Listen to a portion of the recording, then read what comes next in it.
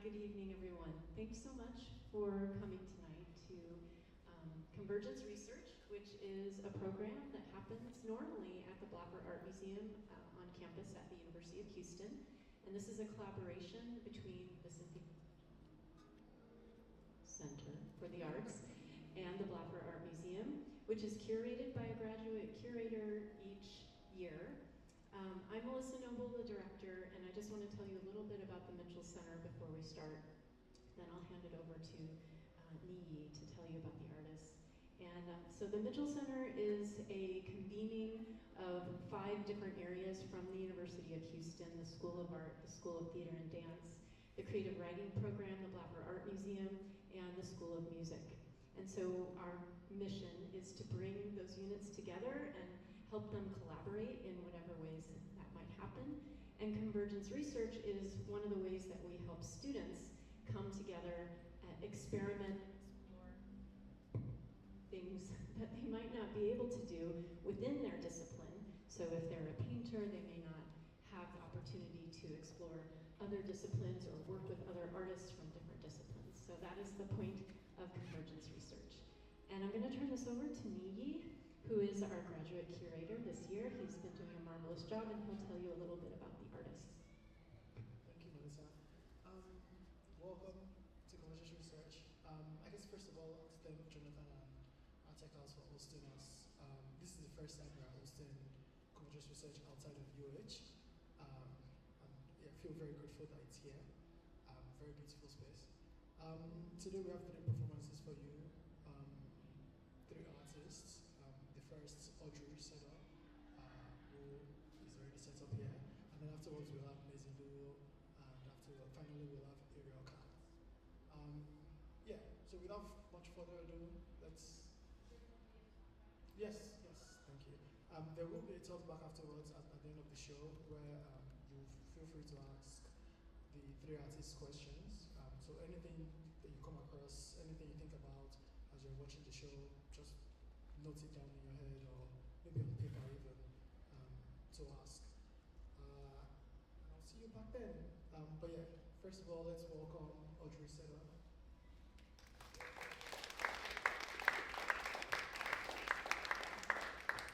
Hi, I'm Audrey. So today I wanted to share a little bit of my art experience with y'all. So first and foremost, I'm a visual artist. I'm studying art at University of Houston, obviously. And before that, I did technical theater for about 4 years of my life. I mainly focused going from lights to sound to props to all kinds of things that gave me a very heavy theatrical background. It's okay. A very intensive theatrical background. It was one of my favorite things that I've done, and it's shaped me as a visual artist today, and that's what I wanted to bring in. So on this table, I have 3 masks that are inspired by Greek theater and horror movies. To give you some background about Greek theater, it started as a sense of things that someone would do to worship. They would have a festival to celebrate and give to the god Dionysus. As seen here, I'm gonna let y'all come up, look at it super close so you can see the correlation instead of just the chins of all these. But the first one, they would worship Dionysus, and that slowly morphed into things that they would use in theater spaces. And so in Greek plays, they would use masks to create distinct characters, distinct emotions, and thoughts that you could see because they didn't really want to utilize the actors' faces. The actors were not important to the story, the characters were central to the story. And that really got me thinking about, I love horror, you know? Have y'all seen Scream? Any of the Scream movies? You ever seen the Ghostface Mask? Yeah. So looking at the Ghostface Mask, I know that it's based on the Scream, the painting. But to me, it took a lot of elements of Greek theater. Greek mask and Greek art would typically make features super deep and very dramatic. You'll be able to see it when you come up here, and shadows were casted, and they would actually, despite popular belief of Greek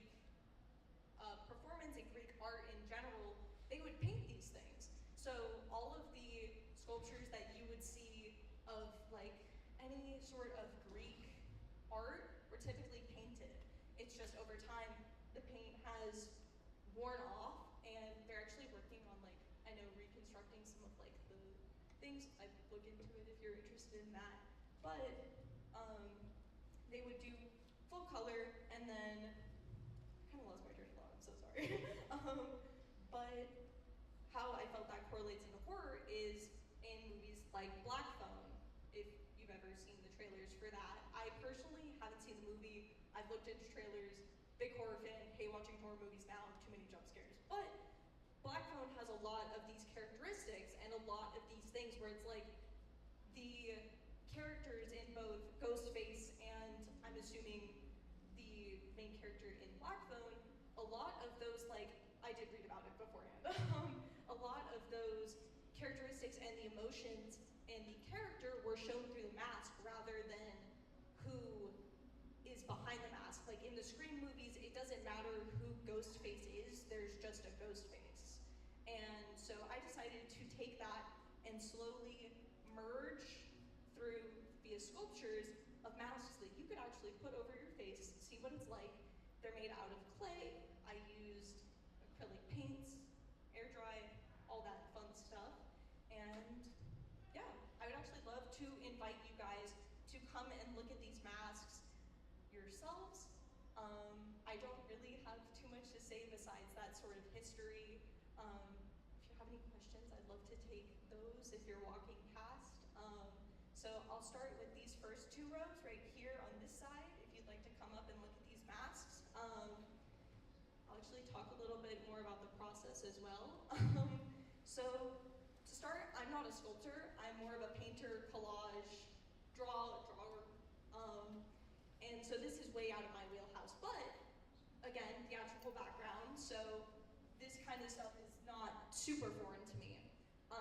But I used a lot of very thin layers of paint, as you can probably tell with all of these once you get up close. I made them to look old, because if you look up traditional Greek theater masks, they look pretty old.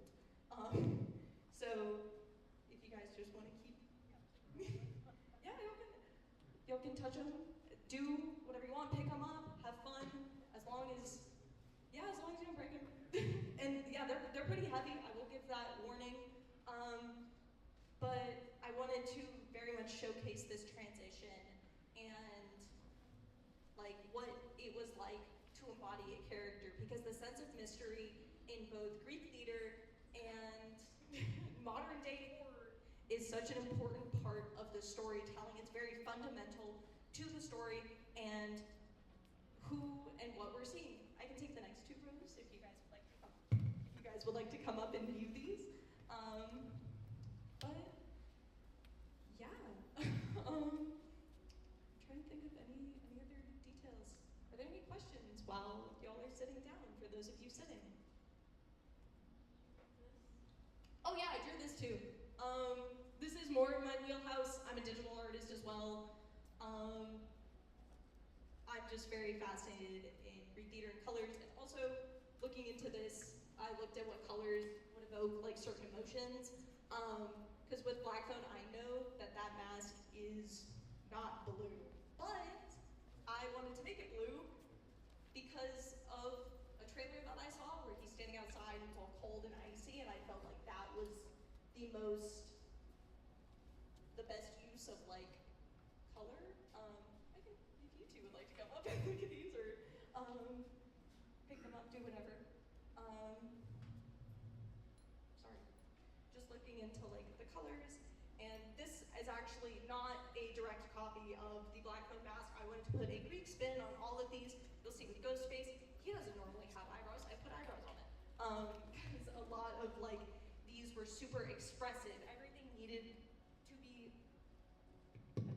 to be super expressive to show that importance in character and the element of mystery, whether that was intentional with the Greeks and how intentional it is with modern day horror.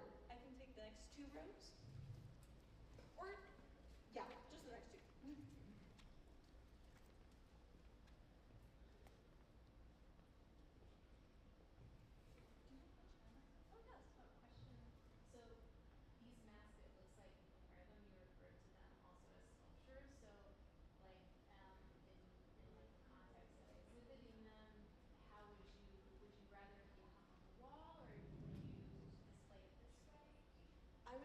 this way, absolutely. I encourage you guys to touch them, to, if you're not a germaphobe, like put them up to your face, see how it would be. And if y'all wanted to come up after the show, take a like picture, whatever with it, like please be my guest. And I want people to be physically interacting with my art if it can. And these are pretty stable. I had to super glue parts of them if you see those cracks, but otherwise they're pretty good. So yeah.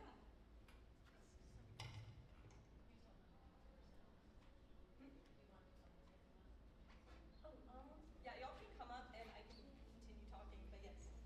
Functionally, same kind of along these lines, how would you put them on if you were going to use them? Or are they meant to be accepted? They're not really meant to be used in like a traditional like theater sense. I found in my research they did use terracotta to create these. And so they're heavy. Terracotta in clay is very heavy. I don't know how they did it, if I'm being completely honest. A lot of the research that I found was very old. It was like websites that haven't been updated since like the late 2000s. So, but these, I think that they're just like, I don't think they necessarily make sense on their own. I feel like they need to be in the display of 3 to really understand that like it's the transition from Greek to modern horror. And I feel like that element of the transition is important for the viewer to understand what we're looking at. But any more questions? Yes. So if this is a transition from Greek to modern, how are you thinking about your middle class? The middle one, I took more so, like I really wanted to do something Ghostface and I really wanted to have fun. That was my main priority with the middle one, was having fun. And I just took from the color palettes and the deeper things, giving it eyebrows instead of like just keeping it white. And like keeping with the traditional like Greek theaters of like an exaggerated smile, the high cheekbones that are on this side as much instead of the eye bags, and like bringing out the facial features that aren't brought out in the Ghostface mask because it's not supposed to be like human, whereas I wanted to take a more human approach on this one. Any more questions? How much time do I have? I don't know if somebody, if you're done, Yeah. if you have something else to say or any other questions. I don't think I have any more other information unless you guys are like super interested in Greek theater. You can come talk to me later. But if it wouldn't be too like hectic, y'all can feel free to come look at these, interact with them until my time is done. But yeah, don't be afraid to break them. And if you break them, it's not the end of the world. But oh yes. Like, ideally, what would you want the audience or performer to interact with them? Like, is it just taking a picture, or like in an ideal world, how do you envision us to interact with them? Because I'm sensing the interaction is very important. I'm very curious to hear, like in an ideal vision, how this will become alive. Yeah, for this, the interaction is purely through education. I feel like I kind of missed the mark on like explaining how this is interdisciplinary. Like this is more of like an educational tool. Because I feel like, especially when we're watching film, we forget that like the Ghostface mask in itself is kind of an art piece, you know? Like that original prop wasn't made for the movie, it was already pre-existing. And the art of it kind of stands alone compared to like, oh my goodness, Leonardo DiCaprio was in this movie, like, you know, like how he played Jack and whatever.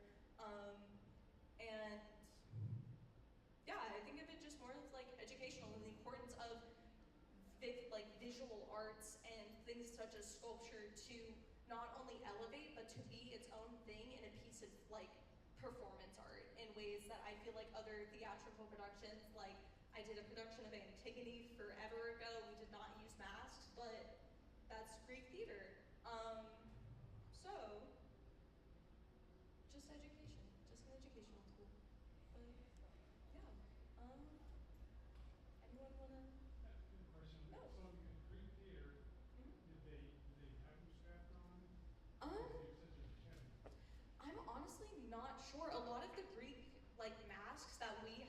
today are so eroded. I watch so many different theater videos and theater related things to get the history on this, and none of them really said how they would keep them on their face. I'm not sure if there was like full-headed ones. If you guys are ever at the Museum of Fine Arts, there is a piece that's made of copper. It's called the Head of Poseidon. It's in the like Roman-esque area, and you can see all of like the dramatic features in that that's like common in Greek art, as well as the Greek art that moved into the theater space. But yeah, I'm not sure how they actually stayed on. I don't know if they were full head, or because a lot of them are just so like eroded because they were made of terracotta, and that's pretty hard to like preserve.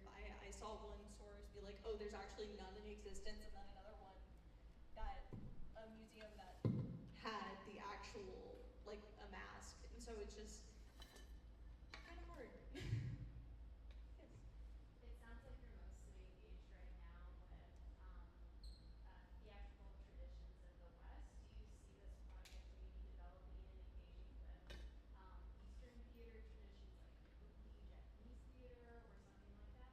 I didn't really look into it that much. A lot of the classes I'm taking, and like a lot of where I get my information is very Eurocentric, and like I don't necessarily like have a lot of the resources I looked at are also very Eurocentric, and I know that like masks and like stuff mask adjacent can be important in different like visual arts, but I struggled to find a source that would directly link it to another form of art, because I know that the Greeks were not the first. There's no way, you know, like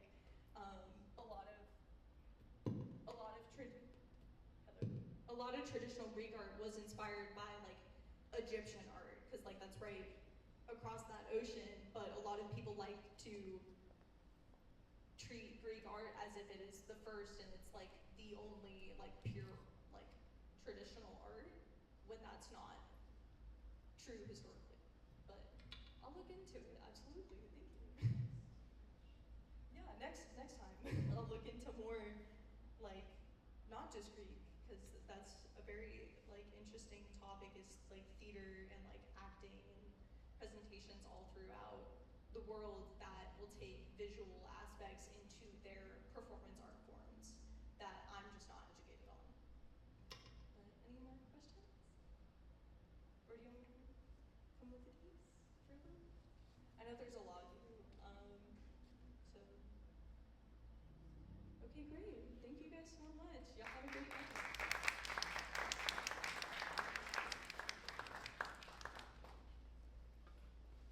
A round of applause for Audrey, please.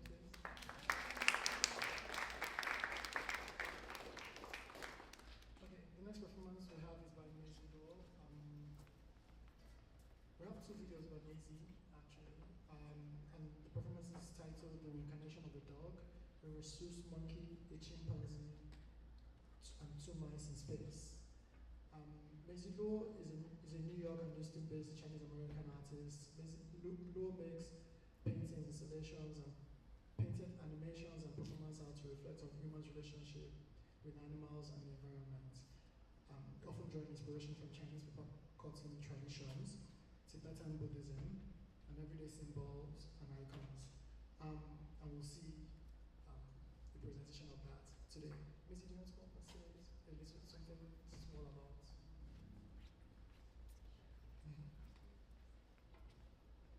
Hi, thank you for being here, and thank you Convergence Research and especially Nii for making this happen.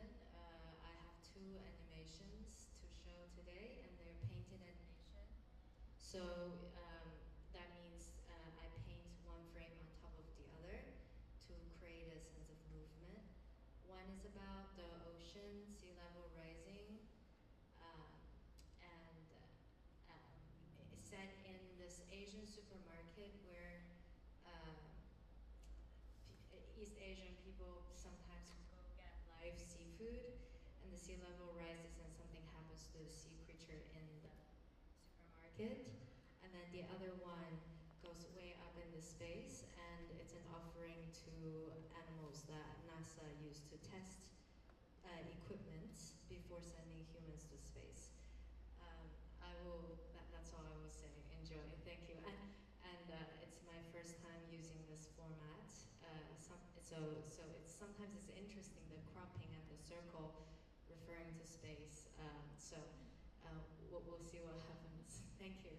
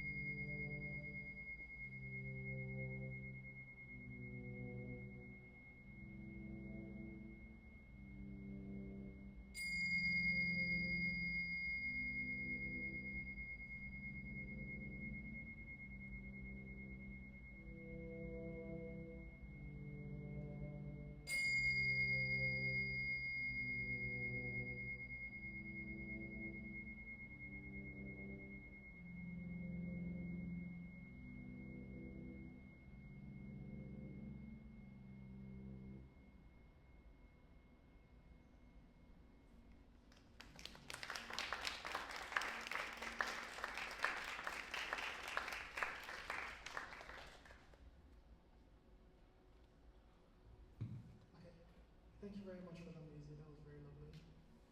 And then for our final performance of the night,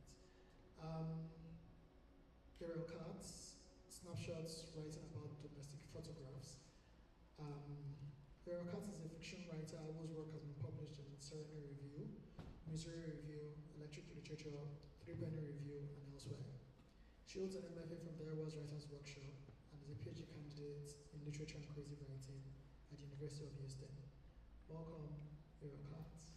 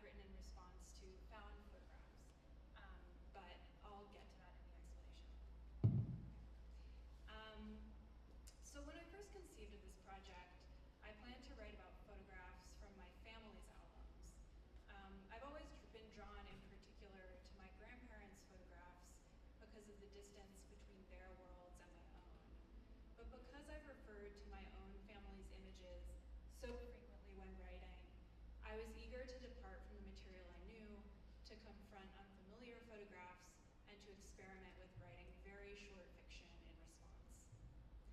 So I started rummaging through donated photographs at a thrift store near my apartment. They were piled haphazardly in an overflowing wicker basket, years, places, and faces jumbled together. I came across images of family dinners, pets, and a photo of a young man holding a hawk's legs in his fist.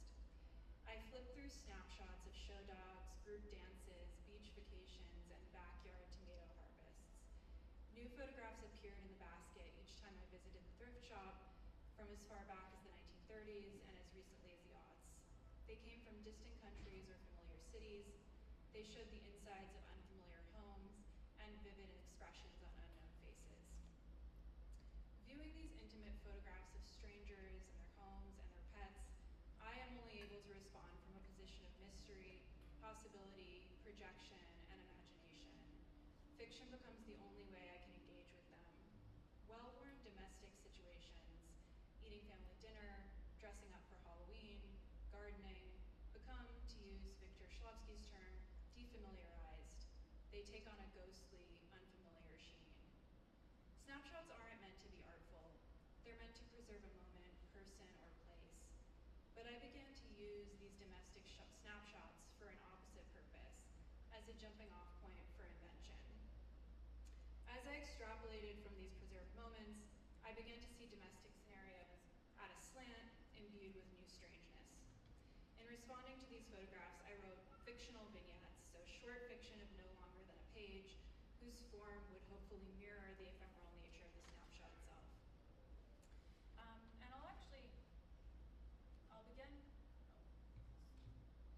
And I'll begin actually with a piece of published fiction that I wrote before this project.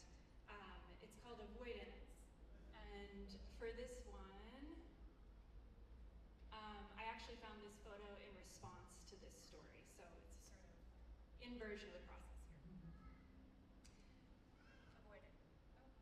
Avoidance. The red onions are never ripe, always covered in bruises, white mold encroaching. But each grocery trip, I seem to need them. I rummage in their wooden crate. They shed their skins, purple, transparent, rustling. I hold one skin to the fluorescent, and it throws the store into plum-colored haze.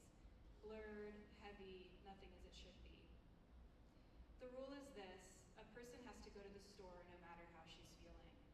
Last week, I ran into my old roommate, Mila, who did not want to be seen. She was deep in her privacy, assessing oils, clad in mismatched patterns. She was seeking relief, concentrating on labels, choosing in the senseless aisle variety. I left her alone. There is no choice in the red onions. They are all bad, and I always need them. Be careful in the store. Childhood is always waiting. Some image of my mother running into people at the wrong time, unloading items onto the belt, asking me to run back for something forgotten, to spare me as she relayed the news of another dog lost. And the recent past waits in canned goods, where years ago I filled the cart for the disaster that never quite left, that still lingers in the air, circulates. Mila used to bring her parents to shop here, but now they're dead, and they linger. All is not right. In the end, you choose because you have to. Some are less bruised than others. Some have less mold and more skin. This is a salad I've made in each of the states I've called home. It's simple, 4 ingredients: tomatoes, cucumber, feta, red onion. It is pleasing and fresh, but in each place I've lived since the disaster, there is always one ingredient that fails. Always some part that is unavailable. Some piece of the little arrangement that's just wrong. Feta so salty it burns the lips. Tomato so bland it offends the tongue. Cucumber is hollowed and dry. Now the onions. Maybe it'll work with them, maybe not. Either way, I get what I can and leave. I leave before I run into Mila again, before I have to tell her I'm going home to eat with my living mother. That's the contract at the store. You come in and you leave. You hold the purple skin to the light and see, even if you see everyone shaded and heavy, you set it down. The onions are wrong, but I'll need them again next week. I'll come back. Okay, so this next one, let's see if I can find it.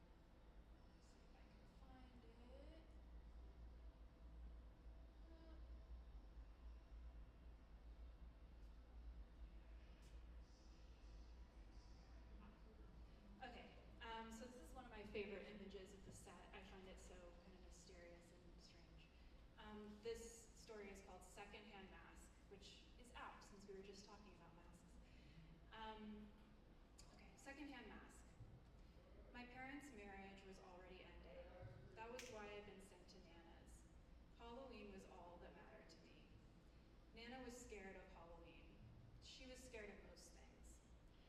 dressed me in a costume from the neighbor's daughter. It smelled like their dog, Jolene, who wore perfume. Dog perfume is just like human perfume, but longer lasting. The neighbor's daughter ran over Jolene in the driveway the month before. That dog died slow, Nana said. You could hear her howling her death throes all over the neighborhood. The girl never drove again. You see her walking down that big road to the high school or the 7-Eleven or God knows where. This is what I thought about as I put on the fox mask and began to sweat. My trapped breath smelled like Kraft, which was Nana's favorite cheese, because Nana was afraid of flavor. I pictured my parents at home without me. They were probably devouring a fancy steak like the ones on the Outback billboards, holding big knives, digging in. My fox mask had eye holes so small I couldn't see. Nana was posing me for a picture, and I thought about Jolene, bloodied and howling. She told me to smile, although no one could see it. I thought about the neighbor girl trudging back and forth beside the big road, in different headlights catching her, and then losing her, and then catching her again.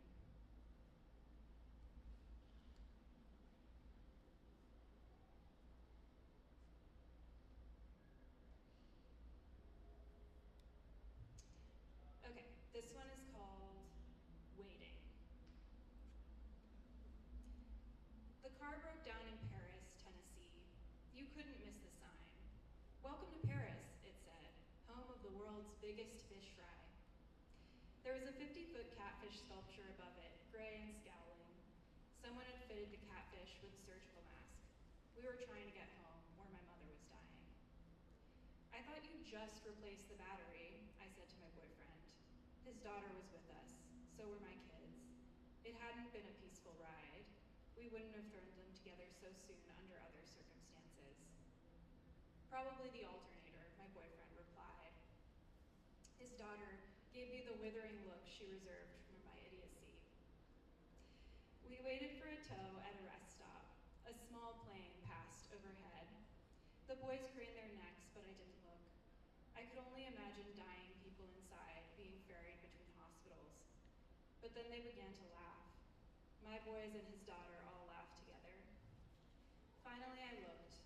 The plane towed a banner that said, "Cookout tray $1 off." On the highway, our car had broken down slowly.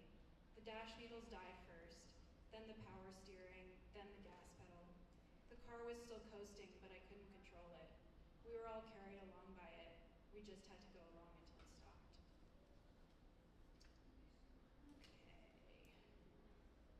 I think I'll do one or two more, and then we'll do the writing portion. Okay.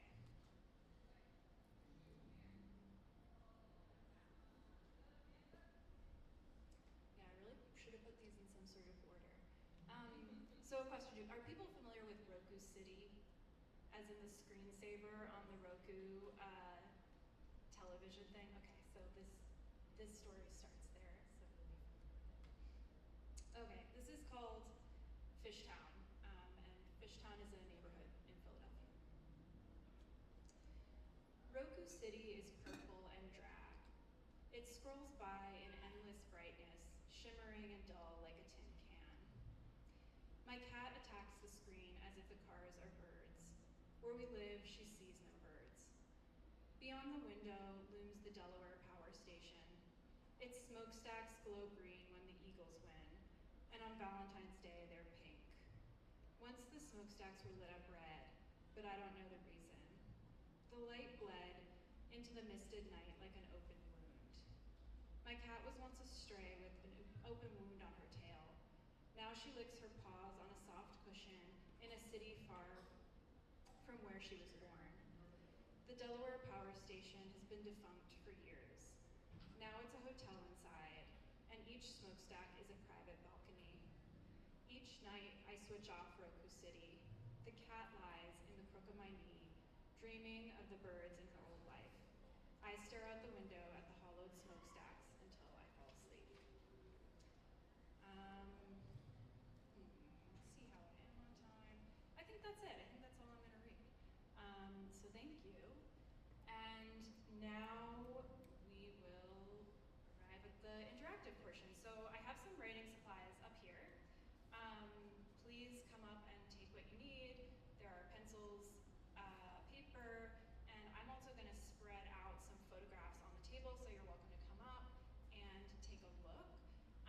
So the idea is that you all will write in response to the images that I've brought. And I have some questions to consider as you write, which are the same ones that I thought about as I wrote these short pieces of fiction. So you might think about who the people might be in the photograph. If there are multiple people pictured, what might be the relationships between them? What's happening in the moment of the photograph? What happened before the moment captured, and what might happen after? Why did the photographer choose to capture this moment? What do you think makes it significant? What might be the relationship between the person who took the photograph and the place, people, or animals captured in the image? So I just invite you to come and journal about those things or think about them. You can use the Notes app on your phone if that's more comfortable. And we'll spend about 10 minutes. I'm not keeping track of the time. I don't know if somebody is, but yeah, we'll spend about 10 minutes doing that. So please come up and grab supplies if you need them.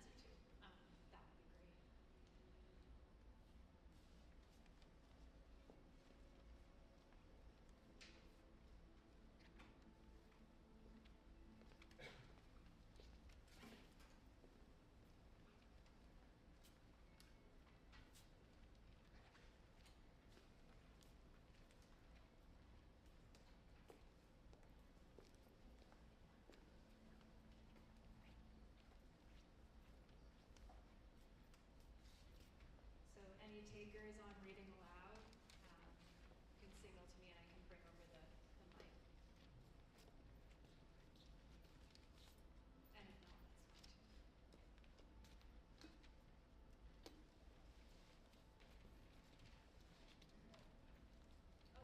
Oh, I have a taker. Perhaps coerced. Okay. Falconry is the most sexually alluring animal-related hobby, according to my life coach and mentor, who is also my falconry instructor in landlord.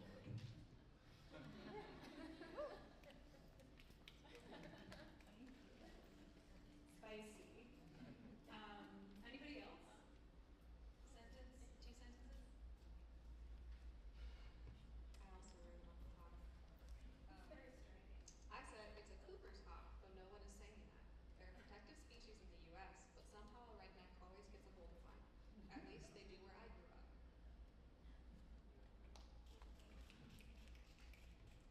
Thank you. Okay, last takers. Anybody? Okay, well, thank you guys for humoring me with the exercise, and yeah, I think that's it.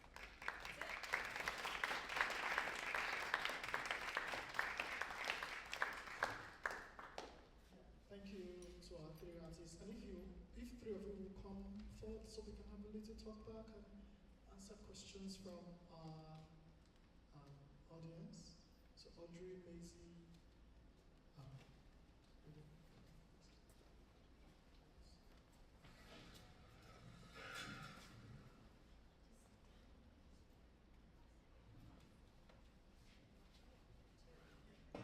Thought we were gonna get cozy.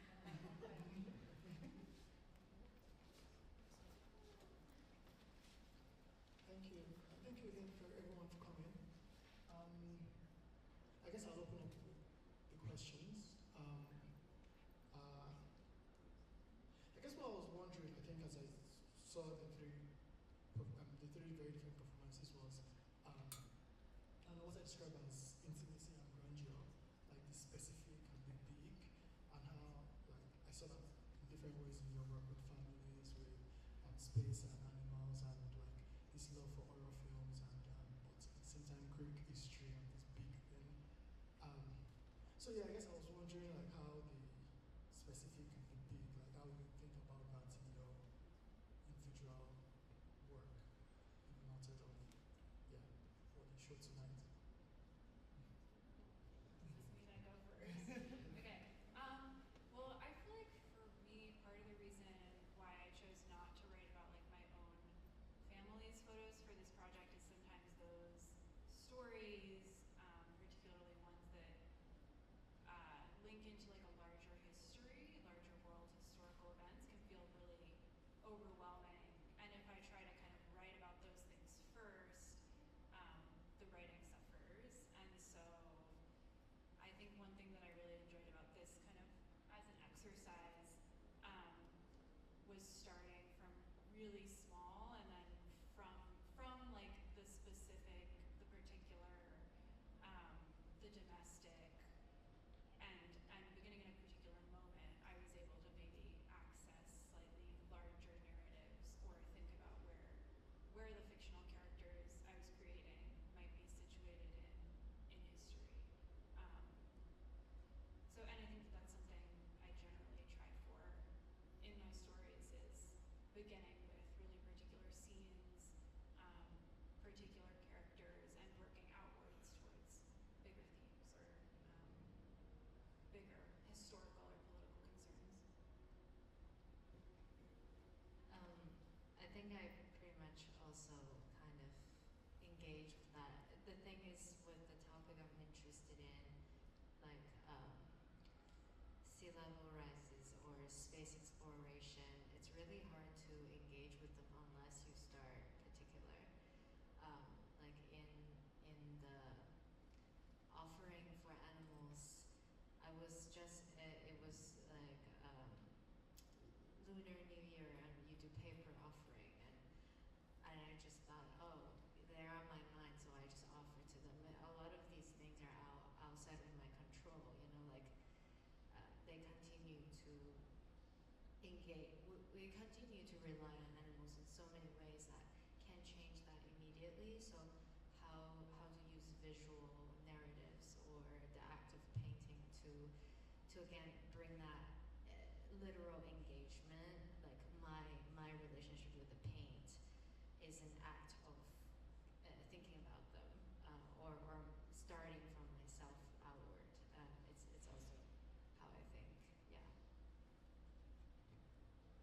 For me, my art and my art style, I've gotten a lot of like, I take them as compliments now, but a lot of people would describe my art as creepy, and I kind of had to like learn and take that and like truly own it, and the love of creepy and horror and like the thought-provoking or like scary stuff has just been always so interested in me, and theater is so deeply personal to me and to my background, and it's done such lovely things for me, and the history was a part of that, like starting off in like a theater class my freshman year of high school, learning about Greek theater as like a start was just like, it triggered my love for the art as like another art form that I can just do and be active in, and it's so hands-on in the way I love visual art being hands-on. Thank you. All of that was very, very lovely. Do we have? Thank you. I guess this is really a question for Maisie, but if anyone else also wants to answer it, that's fine. I really loved your piece, and I wanted to ask you how you were thinking about narrative in your animations.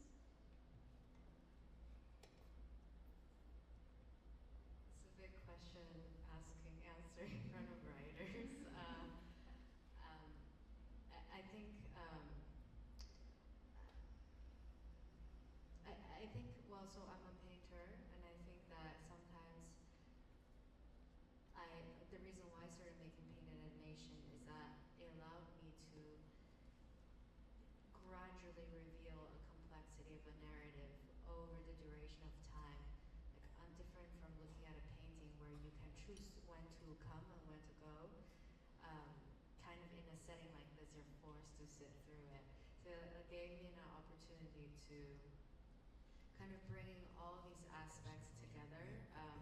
Like I'm thinking about how, influenced by my Buddhist research, like how my like a meal Buddhist practice, like for example a meal prayer, like I visualize how my blueberries come to be, and that chain of from micro to macro, and I'm thinking about all these complex connections that my life is sustained by these other resources. So then I just start from myself and then gradually bring outward. So like I start kind of like your stories,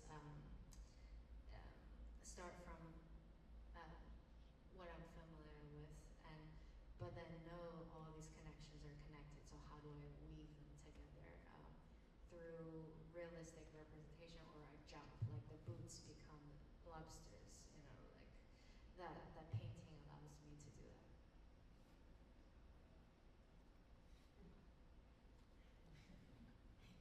Yeah. Questions?